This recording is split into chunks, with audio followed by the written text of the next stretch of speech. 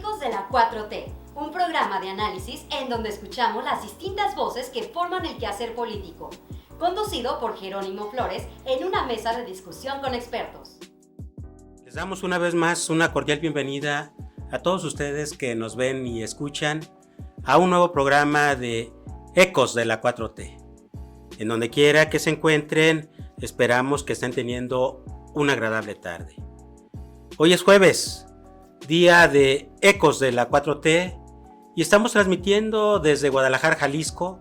Sí, ya escuchó usted bien, desde Guadalajara, capital de Jalisco, y lo hacemos convencidos de que si alguien ahora tiene algo que hablar o algo que decir, este es el mejor momento.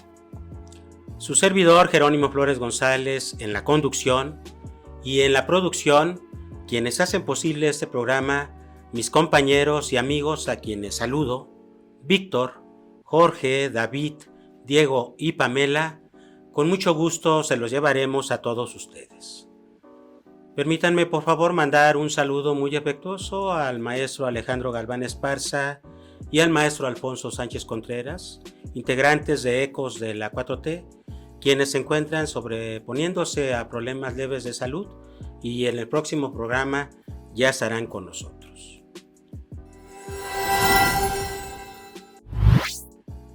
Y miren, hoy vamos a tener un muy buen programa con bastante información que, como siempre, esperamos les resulte de su interés y agrado. Vamos a tener el artículo de opinión semanal por parte de su servidor. Por supuesto que contaremos con la participación de Andrea, con su sección Andrea te lo explica. En la sección de la entrevista contaremos con la presencia en el estudio del licenciado Eduardo Montaño, con quien platicaremos del tema los obstáculos que está enfrentando el gobierno federal en esta etapa de transformación. También estará con nosotros en el estudio el doctor en Derecho Antonio de Jesús Mendoza Mejía para platicarnos en esta ocasión sobre la situación actual de los derechos humanos en Jalisco. Y no puede faltar la muy gustada sección de nuestro caricaturista Júpiter con su sección El Rincón de Júpiter. Así de que los invitamos a que se queden con nosotros. En un momento ya comenzamos. En esta ocasión, en el artículo de opinión semanal, como ya lo venimos haciendo en cada programa, lo he preparado de la siguiente forma y lo denominé los obstáculos que viene enfrentando el gobierno federal en esta etapa de transformación.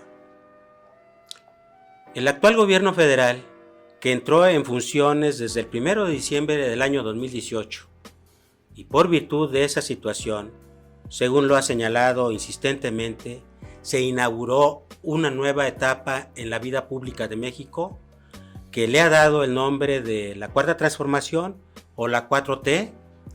Desde entonces ha tenido y sigue teniendo que enfrentarse a una serie de problemáticas, algunas muy serias, que han tenido como objetivo dificultar su desarrollo y funcionamiento en su quehacer gubernamental. Muchas de esas problemáticas, en la mayoría de los casos, han sido propiciadas e impulsadas por actores internos, como la oposición, y otros tantos por actores externos con total injerencia en la vida política y económica de nuestro país.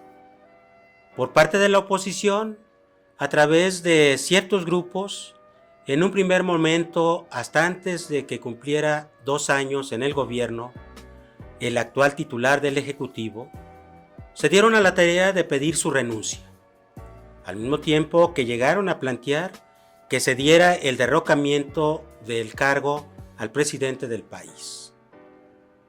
Por otra parte, la oposición política, representada de manera formal en los partidos de oposición, a saber el PRI, PAN, PRD y MC, tanto por los gobiernos de las entidades que encabezan y principalmente desde sus fracciones parlamentarias en la Cámara de Diputados y de Senadores, se han enfrentado de manera directa al gobierno federal y particularmente en contra del presidente Andrés Manuel López Obrador.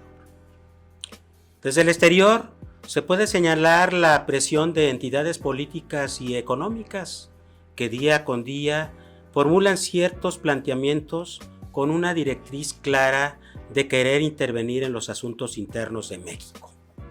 Como se ha podido ver, solo por mencionar algunos casos, con resolutivos como el reciente emitido por la Eurocámara de Diputados sobre el trato del gobierno a periodistas y de las opiniones de firmas calificadoras especializadas en materia económica, las que insisten en que México tiene una economía muy débil e inestable, particularmente de las empresas del Estado como la CFE y Pemex. Ahora mismo, con las consultas promovidas en el marco del TEMEC por los gobiernos de Estados Unidos de América y de Canadá sobre la política energética seguida por el gobierno federal para rescatar precisamente a la Comisión Federal de Electricidad y a Pemex.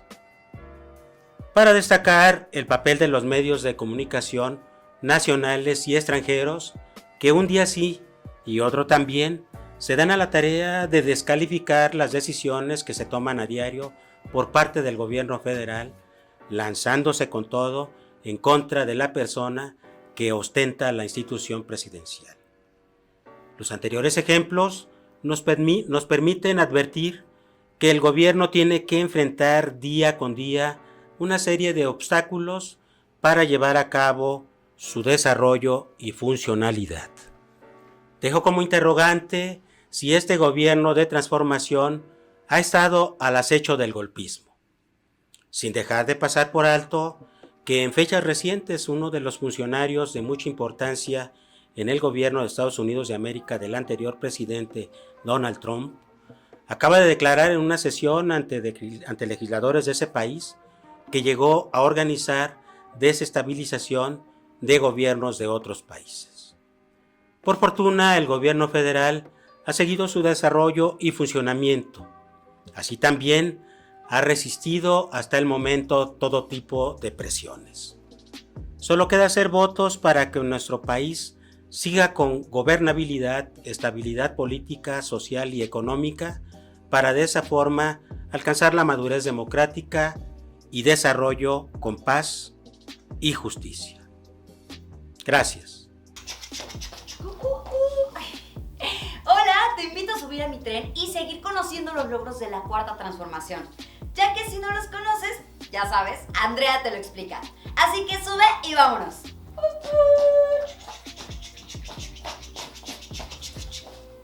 La primera parada que vamos a hacer es para explicarte sobre las cuentas congeladas por la UIF.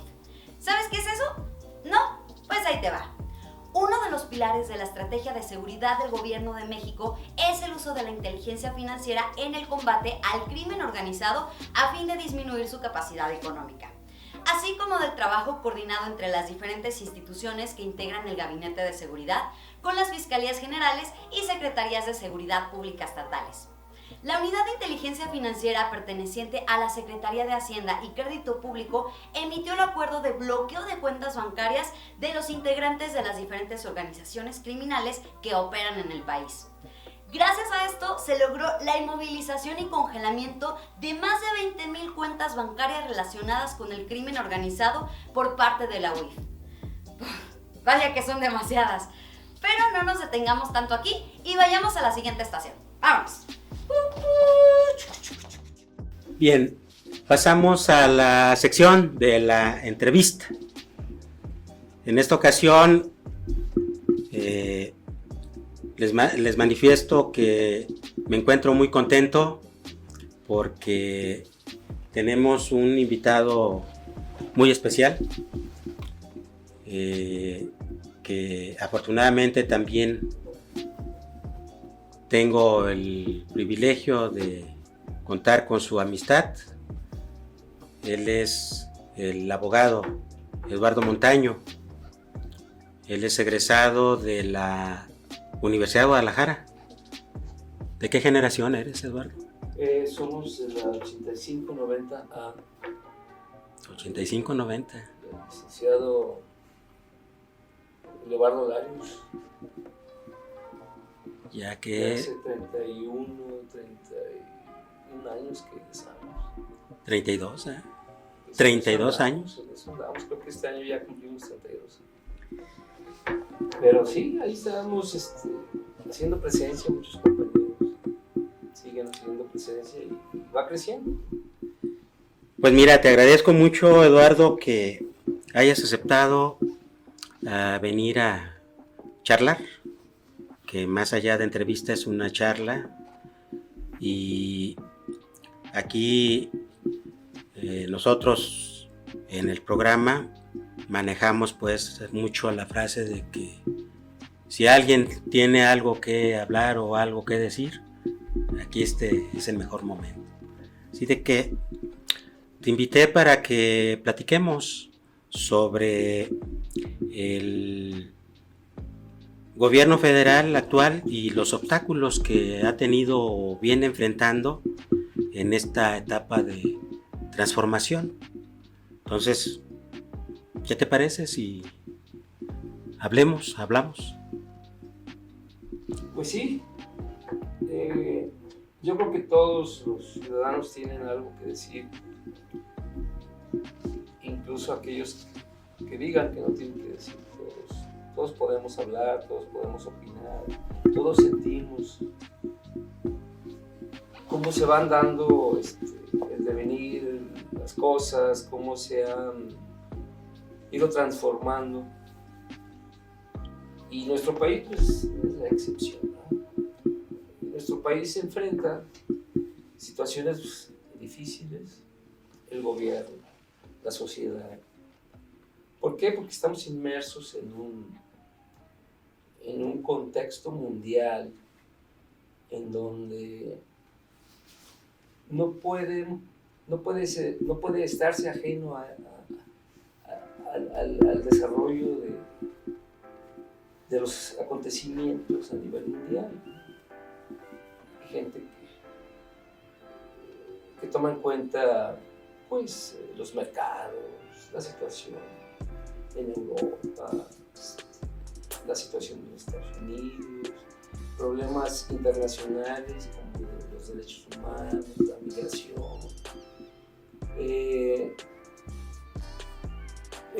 las altas y bajas de los combustibles, toda una serie de factores que van influyendo y van determinando la vida pública, la vida de los pueblos, la vida en general, el desarrollo. Y a México le afecta eso. Nos afecta directa o indirectamente a los ciudadanos. Pues sí suben los precios del petróleo, los energéticos, como por ejemplo en nuestra casa, nuestro consumo doméstico de gas, por ejemplo, sube. Tenemos que pagar más de, no sé, 300 pesos, ¿verdad? Y mucha gente no puede pagarlo. Cuando hace unos años costaba menos. Sin embargo, así como eso ha cambiado, también ha cambiado la percepción, la realidad. Vivimos, sí, en una sociedad que es violenta. Y no es violenta por un solo factor. Y no es violenta porque hayan aparecido ciertos escenarios o ciertos factores que hayan influido. No, es un cúmulo de factores.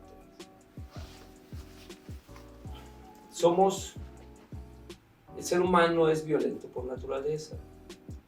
Sin embargo, precisamente la inteligencia, la civilización, la educación, nos hace irnos modificando y vamos enfrentando poco a poco pues nuestra forma de ser violenta. La corregimos, la regulamos y la conducimos, ¿no? Entonces, eso le sucede a todas las personas. Pero en nuestro país han sucedido cosas que han determinado que la violencia pudiera crecer, que la violencia nos pudiera afectar. Actualmente somos mucho más, somos una población de más de 120 millones. Cuando nosotros íbamos a la escuela, cuando hace 30, 40 años, había 30, 40 millones de habitantes menos. El problema de la urbanidad, el problema del traslado, los problemas laborales, los problemas de salud, pandemias, los problemas que enfrenta la sociedad ante los problemas de justicia, por ejemplo, los problemas del respeto a los derechos humanos, los problemas de educación, los problemas de alimentación. Entonces todo eso va cada día sumándose a una realidad que nos torna violentos, además de nuestra propia naturaleza, nos torna violentos. Entonces, como individuos, pues estamos inmersos en una sociedad que enfrenta eso. Ahora, si lo vemos desde el punto de vista político, ante un escenario nacional, por ejemplo, nos damos cuenta que cosas tan simples, ya la gente no puede trasladarse tan fácilmente a ciertos lugares, a ciertos estados, a ciertas ciudades. Dentro de las mismas ciudades se ha tornado muy violenta la posibilidad para ciertas personas. Nosotros quizá no tengamos problemas para trasladarnos, podemos andar por todas, pero las señoras, las mamás, la gente de la tercera edad, las mujeres, enfrentan un estado violento. Oye, Eduardo, perdón que haga un pequeño alto, porque rescato precisamente esta situación que destaca sobre la violencia para preguntarte, ¿de qué manera entonces esta violencia que se presenta puede incidir en el buen desarrollo y funcionalidad de un gobierno como es el que tenemos a nivel federal de la Cuarta Transformación y en sí en todos los órdenes de gobierno? Bueno, el gobierno, pues, lo sabemos, existen ámbitos, niveles de gobierno. El ámbito inmediato, pues, es el gobierno municipal. El gobierno municipal, pues, tiene sus cuerpos de seguridad, sus políticas, sus propuestas de solución. Sin embargo, es el vínculo más inmediato que tiene el ciudadano. Y en ese contexto vemos que no siempre la violencia surge de la sociedad o de ciertos grupos determinados, sino que a veces incluso los órganos de la seguridad generan violencia. Podemos ver si transitamos por la ciudad, cómo los vehículos, hay individuos que son simplemente por su imagen, por su aspecto, se tornan sospechosos y son detenidos, y en algunos casos, me ha tocado verlo, se violan sus derechos. Y eso no resuelve nada, ¿no? Eduardo, comentábamos de la violencia, pero también me llamó la atención que te refirieras en alguna de la parte de lo que nos has compartido de el Poder Judicial. En fechas muy recientes han tenido lugar muchas resoluciones por parte de jueces de distrito, tribunales colegiados, y sobre todo en algunas áreas importantes sobre temas específicos de lo que tiene que ver con las principales obras de infraestructura que ha venido impulsando el gobierno federal. Sucedió con el AIFA, el Aeropuerto Internacional Felipe Ángeles, y ahorita, por ejemplo, está sucediendo con el Tren Maya, está sucediendo también con en materia energética, en donde se da la suspensión para que no se cubran multas, en fin. En alguna medida, en esta etapa de transformación, ¿cómo entender el actuar del Poder Judicial de nuestro país? ¿Y qué nos puedes decir si están ellos en esta visión de transformación, o qué nos puedes tú comentar, por favor? Bueno, es complejo, sin embargo, el gobierno desde hace tiempo empezó a proponer un cambio en sus políticas, en sus proyectos, y como dices, la construcción del tren Maya, la construcción también del aeropuerto Felipe Ángeles, ahora la terminación de la refinería de Dos Bocas. Esos proyectos han sido muy costosos, han costado mucho trabajo, mucho dinero, mucho esfuerzo, planeación, pero en nuestro país ha habido, durante muchos años, hubo una política que se hacía de otra manera. Ahora, las nuevas propuestas, el nuevo proyecto, el nuevo lenguaje, la nueva realidad ha hecho que se impulsen estos proyectos y enfrentan situaciones de mucha oposición, de mucho trabajo para minimizarlo, para cuestionarlo, para criticarlo y para impedir su desarrollo. Yo, por ejemplo, me ha tocado ver algunos noticieros, me informo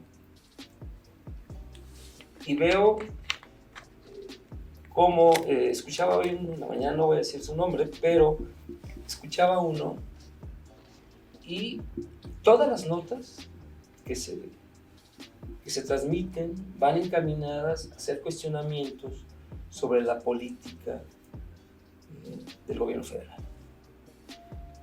Ni una sola, en ninguna nota o ningún comentario siquiera, se hace ver un ángulo bueno, un punto bueno sobre el progreso, sobre el avance, sobre cómo se va llegando, por ejemplo, en materia energética, cómo se llegará a la no dependencia, a la autonomía en generar, por ejemplo, combustibles, producir combustibles, distribuirlos y dejar de comprar. Por ahí creo que escuchaba que se compra el 75% de la gasolina, se había estado comprando, y ahora con la generación de combustibles nacionales empezará poco a poco a disminuir. Uh-huh. Bien, pero eso o no se nota, o no lo notan, o interesa que no se diga, ¿verdad? Y por lo tanto, la percepción, la imagen que se transmite, el escenario que se transmite, tiende a ser negativo. Negativo, es como si yo llego con mi esposa y le digo, pues oye, o sea, ya nos van a cortar la luz, no tengo para pagar la luz, o el gas ya se acabó, no hay esto o aquello, no hay para las colegiaturas, etc. Pero uno debería ver, si abres el refrigerador, hay comida, cuando menos. Tenemos salud, tenemos libertad, tenemos lucidez, conciencia, podemos comunicarnos con nuestros. O sea, hay cosas buenas y todo depende de la perspectiva que le quieras dar. Y todo depende de cómo enfocas, qué visión te interesa transmitir. Por ejemplo, vemos que hay grupos, hay personas, hay capitales, inteligencias que están encaminadas a destruir, a obstaculizar. Y no porque quieran defender a nadie o salvar o resaltar ciertos valores. Al contrario, envuelven, hay personajes muy famosos, pero envuelven su rostro con una careta de democracia cuando ocultan cosas, cuando mienten, cuando pagan campañas, cuando patrocinan actores para que digan y que se manifiesten. Por ejemplo, ahora vemos con sorpresa cómo han surgido, a propósito de la construcción del Tren Maya, infinidad de personas, actores, actrices, intereses, organismos, instituciones, que están preocupadísimos por la ecología. Tienen una conciencia ecológica que les ha surgido hace apenas unos 6 meses, ¿verdad? Cuando el deterioro ecológico viene desde hace muchos años. Y tan solo el que consumamos, cada día se va deteriorando el ambiente en nuestro país. Sin embargo, se hacen cosas, se puede hacer mucho para cuidar el agua, se puede hacer mucho para cuidar el ambiente, para cuidar los alimentos, cómo nos alimentamos, las políticas, cómo se van dando.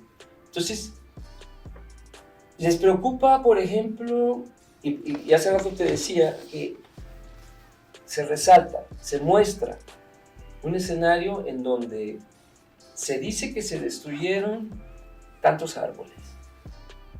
Se dice que se atenta contra ciertas especies. Se dice que ciertos mantos de agua se atacan, se echan a perder.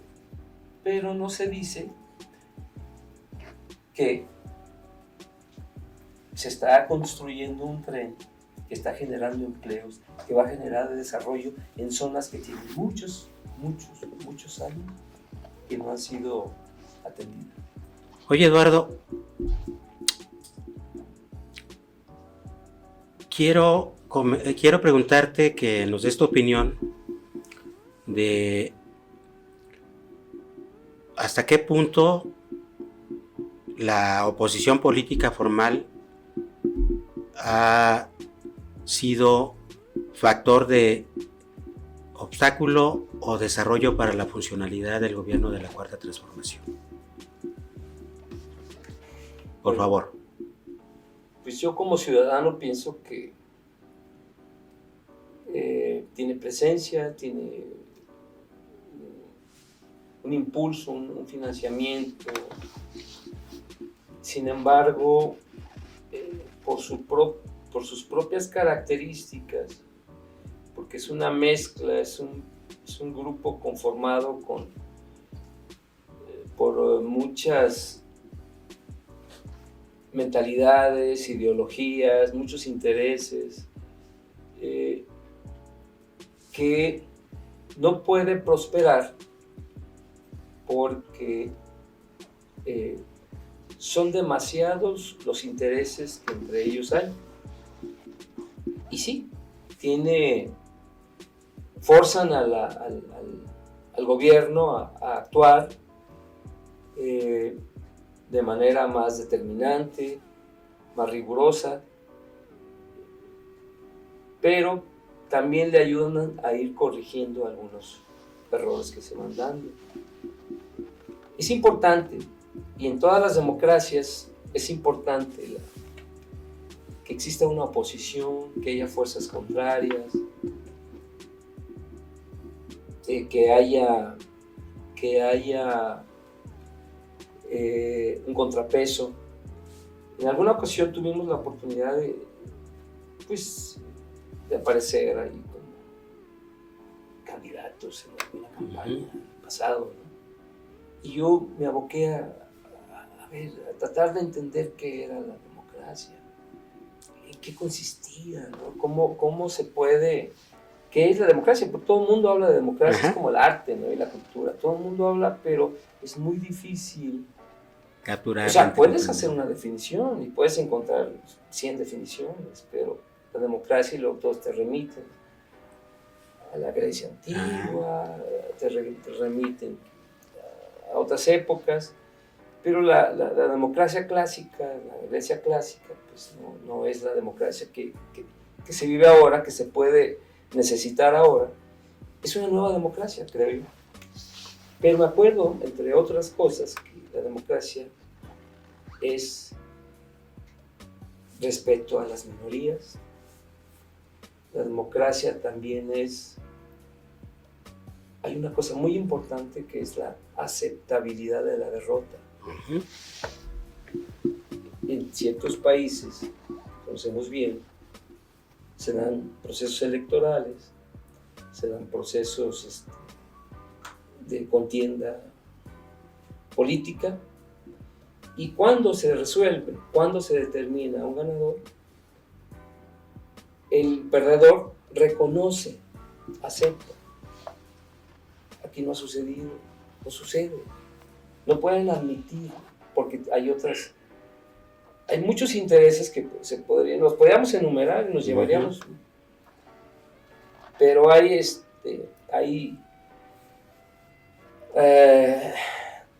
muchos aspectos que que les impide admitir que se está trabajando, que se está combatiendo a la corrupción, que se han logrado progresos.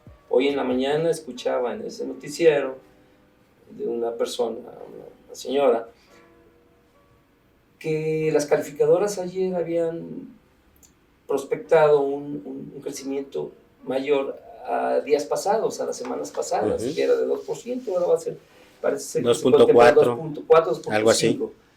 Entonces, pero de eso no se habla, o sea, no te lo van a decir, al contrario, te van a decir que se está deteriorando las selvas, que los combustibles fósiles ya no operarán, que ahora visiones muy limitadas, muy prejuiciosas, ¿no? Entonces, el gobierno tendrá que trabajar, y esa misma oposición, creo, cada vez más descafeinada, más debilitadas por sus propias condiciones, pero sigue siendo peligrosa y siempre lo va a hacer. Hay que tener mucho cuidado con ellos, ¿no? Mucho cuidado. Hará que se trabaje mejor, que se corrija lo que se vaya haciendo mal, y bueno, pues finalmente ayudan a que se trabaje, ¿no? Muy bien, pues muy interesante esto último que nos acabas de comentar. Lo dejo a manera de reflexión para mí, para analizarlo muy detenidamente. Y pues, Eduardo, quiero agradecerte que nos hayas aceptado la invitación, y también quiero aprovechar para decirle a la audiencia que lo más seguro es que ya también te vamos a tener como integrante de Ecos de la 4T, y que esperamos que nos sigas acompañando con tu participación para aquí hablar de diferentes tópicos que, como acabamos de decir, aquí hay que, quien tenga algo que hablar o que decir, adelante, así de que ya habrá muchos temas más adelante por abordar, de los que tú quieras proponerles a nuestra audiencia, y pues serás bienvenido, Eduardo. Por el momento, muchas gracias. Yo les agradezco a ustedes la invitación y pues aquí nos veremos cuando nos invitan. Gracias. Muchas gracias, de esta manera terminamos la entrevista. Vamos a un corte y continuamos. Eduardo. Estación de la recaudación. Nos detendremos un momento. Baje y póngase al corriente con Hacienda. Y si ya lo hizo, escuche este logro de la 4T. Y ya que estamos hablando de dinero, hablemos un poco de los impuestos que todos pagamos y de los cuales sabemos que, aunque no nos guste, son un mal necesario. Solo por llamarlos de algún modo, ya que gracias a estos impuestos existen alumbrado, calles, parques, carreteras, etc. Todos y cada uno de nosotros hemos contribuido con el pago de estos impuestos, ya sea con el descuento directo correspondiente en nuestro sueldo o a través de cada producto que compramos. Sin embargo, no siempre fue igual, o mejor dicho, parejo o igualitario con todos los habitantes, ya que antes de la llegada del gobierno de la Cuarta Transformación existían ciertos trucos, tranzas político-económicas para beneficiar los sectores que en teoría o por lógica y por ley podían y debían pagar más impuestos. Es decir, entre más ingresos o ganancias, el porcentaje de impuestos debió haber sido mayor, pero no era así. Durante los sexenios pasados, la exención de impuestos, la condonación fiscal e incluso la evasión fiscal era una práctica común. Con la llegada de la 4T se ha logrado un aumento de recaudación fiscal en más de 140% y gracias a esto el Producto Interno Bruto se ha incrementado. Y aunque podría parecer que no se ha movido nada, pues no es así.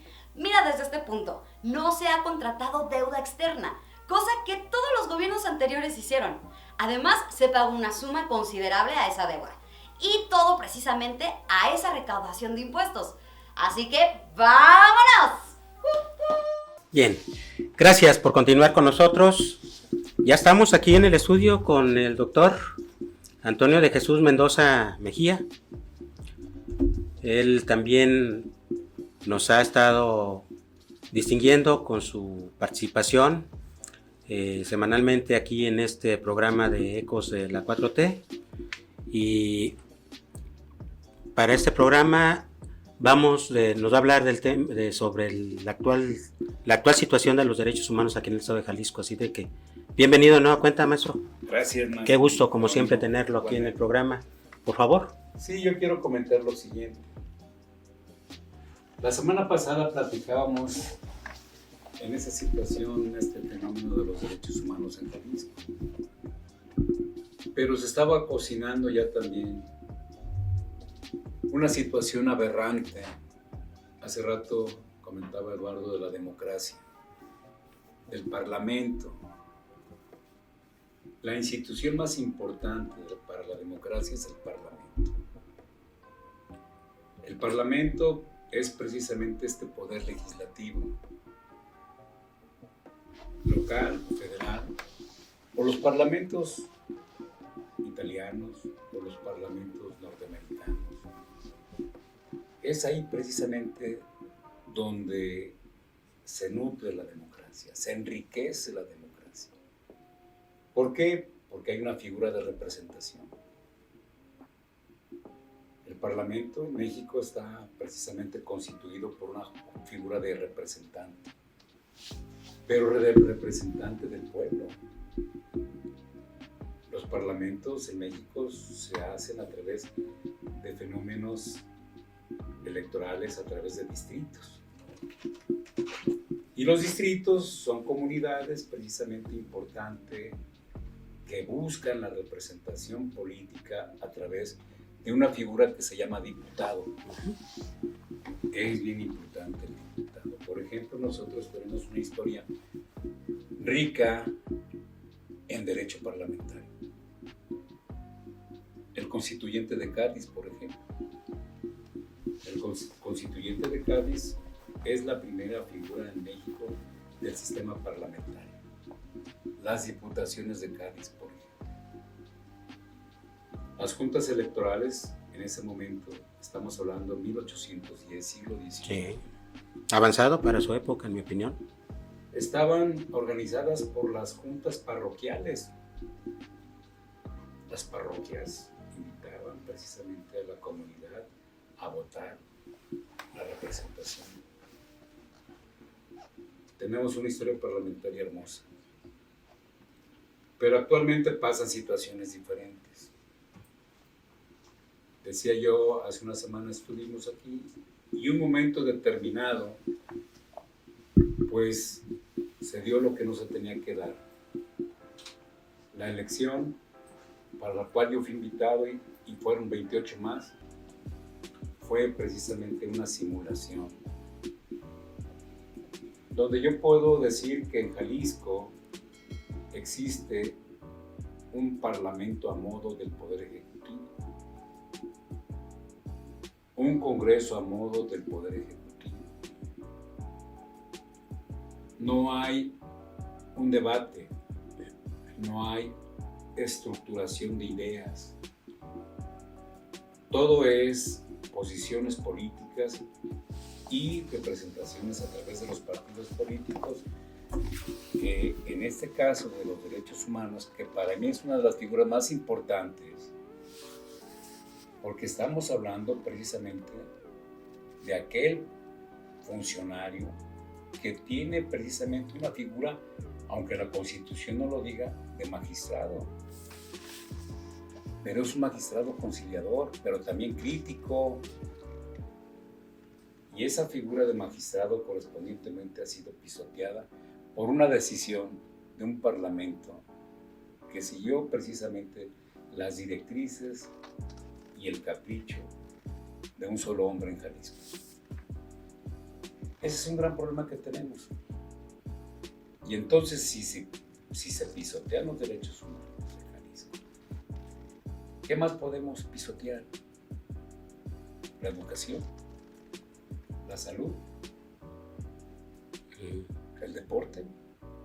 Sí, pues se abre el abanico. Se abre el abanico y al final de cuentas, todo esto, lo que los jaliscienses hemos peleado, luchado a través de la representación política para que se respete también la dignidad de las personas, pues queda precisamente vulnerable.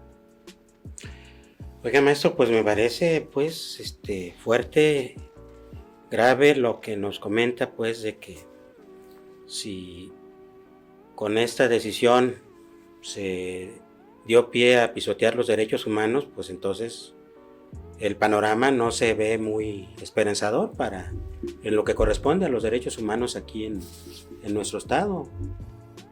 Pero hay voces que están levantándose, sobre todo las organizaciones no gubernamentales. Su voz se basa, se alza y piden precisamente que se vuelva a establecer una nueva convocatoria o la misma, pero que se haga apegada a la convocatoria.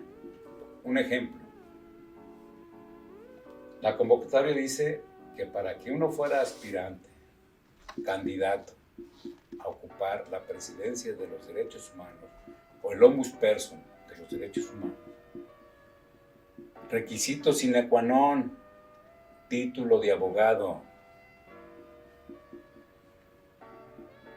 y la representante actual de los derechos humanos tiene una licenciatura, me comentaban, no estoy seguro, de ciencias de la familia, pero no es abogado. Y ahí se atropella la ley, por decirlo de alguna manera, maestro. Interesante todo lo que nos comenta, maestro. Oiga, maestro, rescato lo que nos comentaba de que en el caso de ciertas organizaciones no gubernamentales, pues están haciendo señalamientos de que no se cumplieron los requisitos para la elegibilidad correspondiente para ocupar la titularidad de la Comisión Estatal de los Derechos Humanos. Pero fuera de estas voces, Y con independencia de la coyuntura actual, ¿qué está pasando con los derechos humanos aquí en Jalisco, maestro? En Jalisco no hay derechos humanos. Esa es la realidad. Y es un problema muy serio. Actualmente, los órganos represores, que son los policías, de cualquier situación te someten. Y te someten de una manera arbitraria. ¿En qué sentido? Un sentido, por ejemplo, de ser jóvenes y tener una apariencia, como visten los jóvenes, barba, pelo largo, mezclilla, mochila. Ya son sujetos a una revisión. Y vestirse de esa manera como ser joven, para la autoridad policíaca es un riesgo o puede representar un peligro, por lo tanto una revisión del que atenta contra la Constitución, donde nadie puede ser molestado en su persona, en sus pertenencias. En Jalisco, situaciones que se ven vulneradas, por ejemplo, son esas cuestiones, por ejemplo, que estamos viendo, el caso de Raquel, la que denunció, la que protestó, la que tiene un hijo autista y fue precisamente quemada. Al final de cuentas, conferencia de prensa por el fiscal general del estado de Jalisco, dice que esa señorita se quemó. Entonces las organizaciones civiles de respeto a los derechos humanos dicen, no es posible dar una conferencia de prensa en ese sentido sin tener el fondo de los elementos del juicio, la indagatoria correspondiente en la carpeta que se investigó y de manera unilateral digan que sí. Y así podemos ver muchos casos. Yo, por ejemplo, he estado en algunas situaciones en esa institución sobre el Instituto de la Mujer. Calzada es Circunvalación, no recuerdo la callecita aquella. Para entrar es muy difícil. Para que la mujer denuncie la tormenta de golpes que le dan sus parejas, su marido, sus amigos, es un problema denunciar. Un problema denunciar. Llegas a esas oficinas, desgraciadamente no puedes entrar, los policías ni siquiera te permiten el acceso. Si quieres acceder, tienes que ser precisamente invitado por el Ministerio Público. El Ministerio Público manda a sus ayudantes, el ayudante puede dar el paso, pero no puedes entrar. Así pasa con la mujer. Y ahí se vulneran los derechos humanos. Y así puedes ver muchos casos. Quejas que no caminan. O fenómenos que van en contra también de situaciones que vulneran, comentaba el abogado, la ecología. Problemas serios en Tonalá. Y serios en Tonalá precisamente donde hay mantos contaminados. En el fraccionamiento Loma Dorada, Tonalá. Y la autoridad no hace nada. Hablo municipal, entran las organizaciones civiles y son las que un poquito alientan y tratan de resolver un problema de salud porque el río o el arroyo contaminado es un foco de infección. Y entonces los derechos humanos como obligación también tienen que responder a la preservación de la salud del ser humano respectivamente. Y así vemos situaciones, ¿no?, que estamos viviendo en los derechos humanos que como institución se encuentra precisamente frágil. Maestro, medidas de solución después de este panorama pues sombrío que nos acaba de...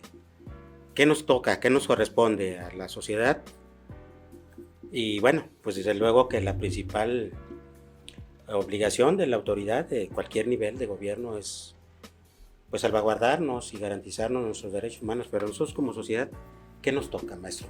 Gracias, estamos de regreso.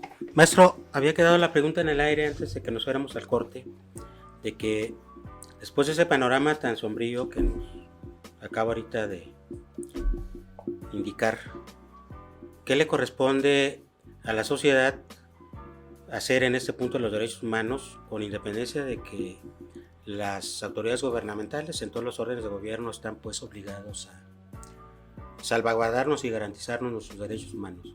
¿Por dónde encontrarle el problema por dónde encontrar la solución a este problema tan complejo? Hay letra constitucional para la solución. Recordemos precisamente que nuestra constitución política de los Estados Unidos mexicanos tiene un artículo primero constitucional y no se ocupa mucha ciencia, solamente apegarse al artículo primero constitucional.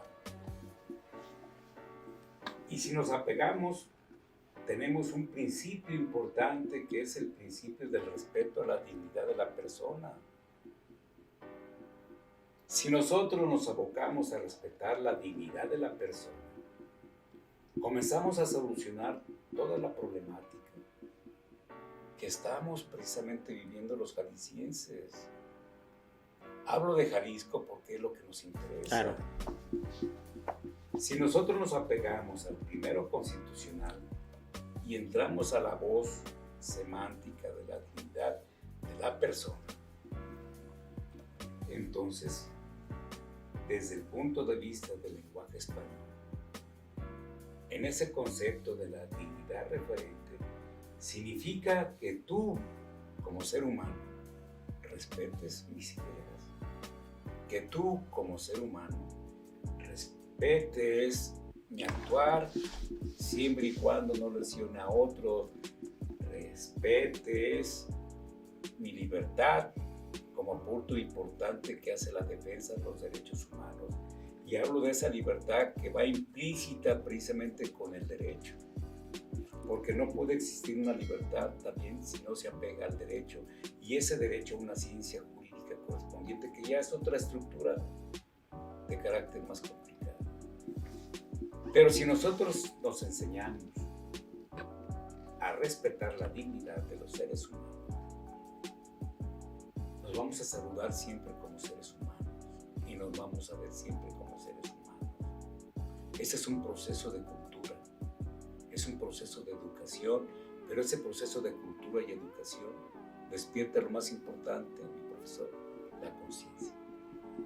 Y si despertamos la conciencia, caminamos hacia el presente y hacia el futuro. Componemos y entonces establecemos diálogos que son fundamentales y no apariencias como lo que se dio en Jalisco a través del Congreso, que caray se ha vuelto oficina del Poder Ejecutivo, y eso es terrible. Bien, maestro, pues sí, muy interesante esto último que nos acaba de señalar con respecto al respeto, a rescatar el respeto a la dignidad humana como personas. Maestro, quiero agradecerle su participación.